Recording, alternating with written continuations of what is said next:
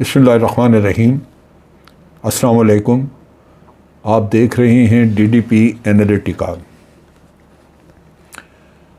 अप्रैल के महीने में जो रजीम चेंज का किस्सा हुआ, 3-4 दिन जो चलता रहा मामला, जिसमें सुप्रीम कोर्ट ने एक रोल प्ले किया और आपने देखा कि किस ढिठाई और बेशर्मी के साथ ख़रीदो फरोख्त हुई पार्लियामेंटेरियंस की, और किसी को उस पर न मलाल न दुख। ये एक सानहा था, एक बहुत बड़ा वाक़या था और तकलीफ़देह शर्मनाक वाक़या था हमारी तारीख़ का। फिर जिस दिन इमरान खान ने तकरीर की और जिस तरह पब्लिक उठ के सड़कों पे आई और हजूम के हजूम हमायत में नज़र आए, तो लगता था कि ये लोग बड़ी जल्दी मजबूर हो जाएंगे कि फ़ौरी तौर पे इलेक्शन करा दें। लेकिन इलेक्शन कराना उनके लिए उनके अपने नुक्ता निगाह से मुनासिब नहीं था, कि उन्होंने बहुत कुछ करना था। अपने करप्शन के केसेस ख़त्म करने हैं, उनके कागजात गायब करने हैं, नैब के कवानीन अमेंड करने हैं ताकि नैब जो है वो बिल्कुल बेकार होकर रह जाए। इलेक्शन में धांधलियाँ करनी हैं और फिर वो इलेक्ट्रॉनिक वोटिंग मशीन का किस्सा ख़त्म किया ताकि खूब पुराने तरीके से इलेक्शन को किया जाए। फिर आपने देखा कि ओवरसीज़ पाकिस्तानीज़ का हक मारना था, क्योंकि वो ओवरसीज़ पाकिस्तानी समझते थे कि इमरान खान के दौर में बाहर उनकी इज़्ज़त और वक़ार में इजाफ़ा हुआ है, लिहाजा वो इमरान खान को वोट देना चाहते थे। उनको भी ख़ारिज किया, उनका हक वापस ले लिया। बहुत कुछ ऐसा किया जो और करते चले जा रहे हैं। नाजायज़ हुकूमत पंजाब में है, फेडरल गवर्नमेंट यहाँ पे जो हुकूमत है वो भी एक तो ख़रीदो फरोख्त की बुनियाद पे, और दूसरा ये कि आज जिस असम्बली की बुनियाद पे हुकूमत कर रहे हैं उसमें 131 अरकान तहरीक इंसाफ के शामिल ही नहीं है। किस बात की हुकूमत है? लेकिन ये सारा निज़ाम चल रहा है। उसकी एक ही वजह है, बुनियादी वजह यह है कि बावजूद इसके कि अवाम ने अपनी सपोर्ट का, अपनी एक आप कह लीजिए कि इमरान खान को साथ देने का एक इंदिया दिया बाहर निकल के, लेकिन जद्दोजहद कोई नहीं की कि आपने अपने निज़ाम को वापस पटरी पर डालना है। फिर इससे हम क्या समझें कि हमारे ख्वाब चकनाचूर हो गए। हम ये समझें कि जो एक बावकार खारजा पॉलिसी अडॉप्ट करके हमने अक़वाम आलम में सर बुलंद करके, सर ऊँचा रख के चलना था, हमने अपने मुल्क का कुछ इज़्ज़त और वक़ार का कुछ मामला लेके आगे बढ़ना था, क्या वो ख़त्म हो गया? और जो माशी मामला दुरुस्त करने के लिए कुछ इक़दाम किए जा रहे थे वो ख़त्म हो गए। करप्शन ख़त्म करने का ख्वाब जो था, या कम करने का ख्वाब ख़त्म हो गया। इस मुल्क का अब मुस्तकबिल है क्या?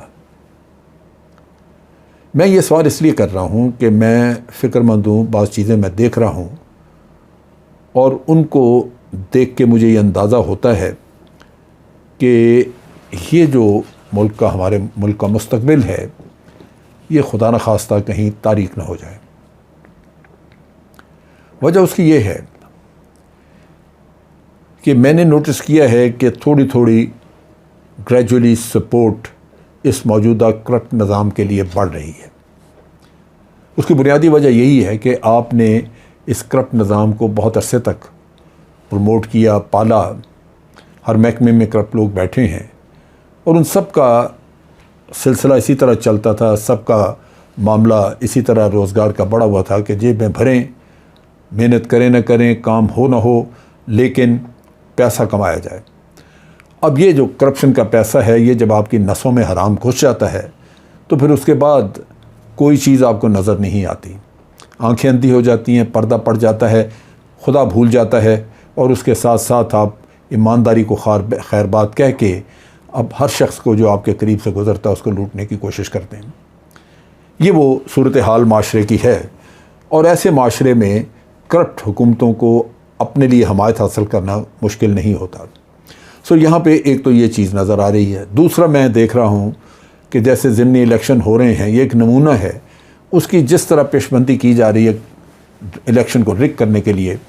वो नज़र आता है कि एक तरफ तो सारी करप्ट कुव्वतें इकट्ठी हैं, जिसमें पीपल्स पार्टी, PMLN वगैरह सारी जमातें इकट्ठी हैं। सो मिल के अगर आप उनका हिसाब किताब करें तो नेचुरली वो मिलके इस चीज़ को मैनेज कर सकती हैं, कोई उंगली नहीं उठाएगा, और फिर जिसको पैसा खिलाएंगे वो वोट शोट भी इधर उधर दे देंगे जहाँ चाहेंगे ये। सो वो भी मुझे नज़र आता है। फिर यूँ लगता है कि जो साने हमारे साथ गुजरा वक्त के साथ लोग भूल रहे हैं, और उसका जो सदमा था वो भी यूँ लगता है कि वक्त के साथ साथ वो भी मुंदमिल होता जा रहा है, ज़ख़म मुंदमिल हो रहा है, और लोग शायद भूल जाएंगे कुछ अरसे के बाद कि ये भी हमारी तारीख़ में कुछ ऐसा वाक़या हुआ था। अब देखने की बात यह है कि क्या हम सारा कुछ जो कुछ हुआ, और जैसे जैसे आहिस्ता आहिस्ता ये हुकूमत सेटल हो रही है इस वजह से कि कोई बंदा उस वक्त इमरान खान के वक्त में या PTI के दौरे हुकूमत में मीडिया और लोग रोते थे कि जी महंगाई महंगाई, उससे डबल हो गई महंगाई और कोई सड़कों पे नहीं है। किसी को रोना नहीं, क्योंकि लगता ये है कि सब ने फैसला कर लिया कि अगर महंगाई बढ़ गई है तो हम अपनी रिश्वत भी ज़्यादा कर लेंगे, हम अपनी हराम की कमाई बढ़ा लेंगे। ये कौमों के ज़िंदा रहने के तरीके नहीं हैं। जब कौमें अपने लिए ऐसा गलत रास्ता चुनती हैं, वो बिलाखिर कहीं ऐसी मंजिल पे लेके जाता है जिसमें तबाही होती है। बुराई बुराई है, उसका नतीजा अच्छा हो नहीं सकता। लेकिन ये कौन समझाए इस कौम को?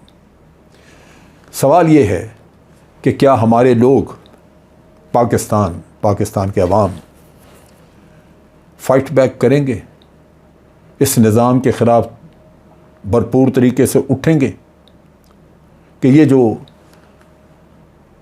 मैनिपुलेटेड सिस्टम जिसको ख़ुद दाएं बाएं करके हेराफेरी से चलाया जा रहा है, ताकि 2-3 ख़ानदान 4 ख़ानदान जो हैं वो इस मुल्क के वसाइल पे काबिज़ रहें, वो 2-4 ख़ानदान जो हैं वो उनकी निकम्मी औलादें जो हैं वो हमारे ऊपर हुक्मरानी करें, और वो मेरिट को पामाल करें ताकि इस कौम का कोई भी होनहार बच्चा आगे ना आ सके। ये सूरत हाल अगर हमें कबूल है तो फिर हमारा मुस्तकबिल तो कुछ नहीं, लेकिन अगर कबूल नहीं है तो फिर हमने हथियार नहीं फेंकने, इसके बाद मामला इसके बाद शुरू होगा, मुकाबला इसके बाद है। मुकाबले से मेरी हरगिज़ ये मुराद नहीं कि हमने कोई हथियार उठा के किसी का मुकाबला करना है। मुकाबला हमायत का, सपोर्ट का और बुराई को रोकने का। अगर नज़र आता है कि रिगिंग होने के चांसेस हैं तो फिर ये अवाम ने ही रिगिंग रोकनी है। यानी दूसरे लफ्ज़ों में अगर इलेक्शन में धांधली नज़र आती है तो धांधली भी अवाम ने रोकनी है, किसी और ने नहीं। क्योंकि जितना भी छुपाएं कुछ न कुछ बाहर नज़र आ ही जाता है अगर अवाम अपने आँखें और कान खुले रखें। मैं तवक्को करता हूँ कि पाकिस्तान और उसके अवाम कभी ये कबूल नहीं करेंगे कि एक ऐसा माशरा हमें मिले जिसमें गरीब के लिए कानून कुछ और हो और अमीर के लिए कानून कुछ और हो। क्या हम ये कबूल करेंगे? मैं समझता हूँ कि एक ज़िम्मेदार और इस्लामी माशरा होने के नाते हमें ये हरगिज़ कबूल नहीं करना चाहिए।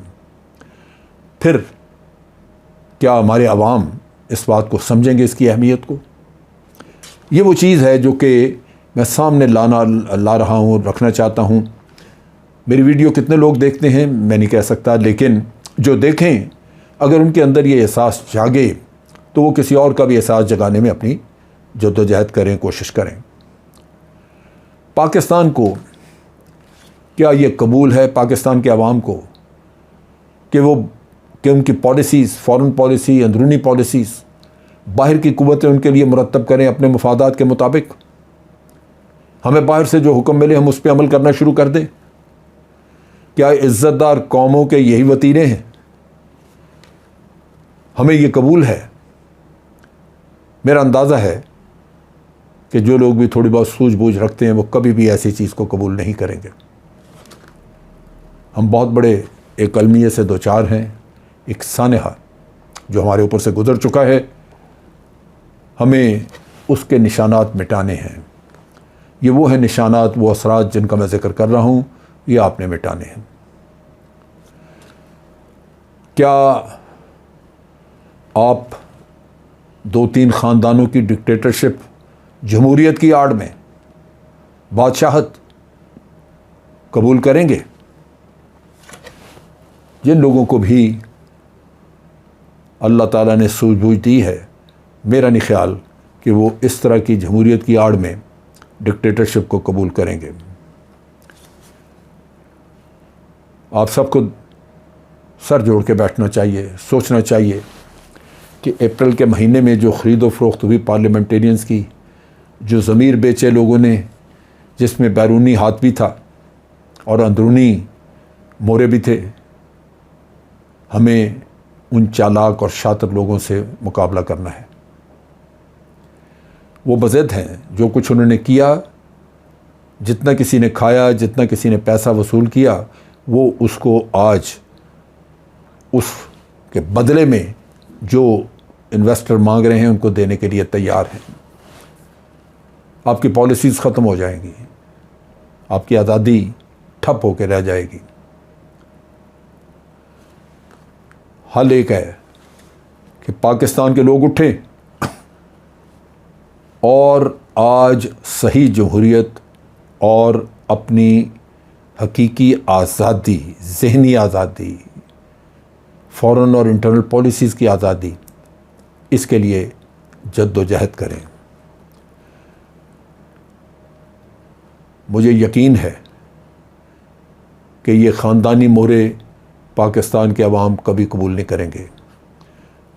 मुझे यकीन है कि पाकिस्तान के अवाम उन बेईमान लोगों का रास्ता रोकेंगे जो इलेक्शन में धांधली करना चाहते हैं। ज़रूरत इस बात की है कि इलेक्शन ज़रूर हों, लेकिन शफाफ हों, मुनसिफाना हों।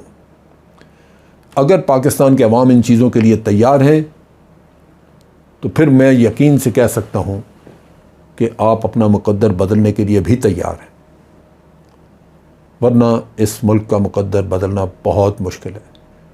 वो कौम जो बेहिस हो जाए, जो सो जाए और जगाने वाले जगाते रह जाएं, बेगल बजाते रह जाएं, वो ना उठें, वो अपनी लालचों में, अपनी अय्याशियों में ही मस्त रहें, तो फिर उनका मुस्तकबिल कुछ नहीं होता। बहुत दुख होगा अगर आज हम ये मिला हुआ मौका गवा बैठें। अल्लाह ताला ने हमें ला के एक ऐसे दोराहे पे खड़ा कर दिया है जहाँ पाकिस्तान के अवाम आज़ाद हैं एक चॉइस बनाने के लिए, अपने लिए एक रास्ता चुनने के लिए आज़ाद हैं। अगर हम गलत रास्ता चुन लेंगे तो इसमें किसी का कोई कसूर नहीं होगा सिवाय इसके कि हम ही अपनी किस्मत के दुश्मन थे। आज के लिए इतना ही।